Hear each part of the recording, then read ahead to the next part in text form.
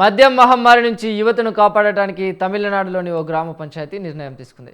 నాగపట్టినం జిల్లాలోని విలుందమావడి గ్రామ పంచాయతీ మద్యాన్ని అరికడదాం, ప్రజలను రక్షిద్దామనే నినాదంతో కార్యక్రమం చేపట్టింది.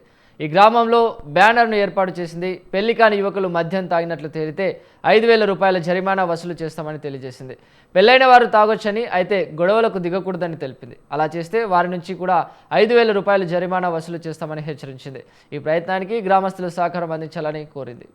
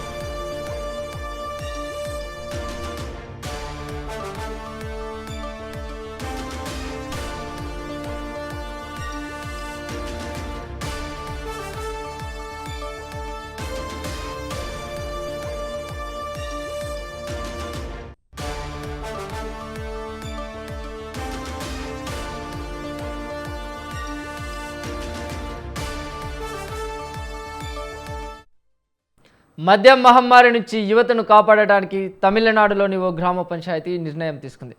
నాగపట్టినం జిల్లాలోని విలందమావడి గ్రామ పంచాయతీ మద్యాన్ని అరికడదాం, ప్రజలను రక్షిద్దాం అనే నినాదంతో ఈ కార్యక్రమం చేపట్టింది. గ్రామంలో బ్యానర్ను కూడా ఏర్పాటు చేసింది. పెళ్లి కాని యువకులు మద్యం తాగినట్టు తేలితే 5,000 రూపాయల జరిమానా వసూలు చేస్తామని తెలియజేసింది. ఇక పెళ్లైన వారు తాగొచ్చని, అయితే గొడవలకు దిగకూడదని తెలిపింది. అలా చేస్తే వారి నుంచి కూడా 5,000 రూపాయల జరిమానా వసూలు చేస్తామని హెచ్చరించింది. ఈ ప్రయత్నానికి గ్రామస్తులు సహకారం అందించాలని కోరింది.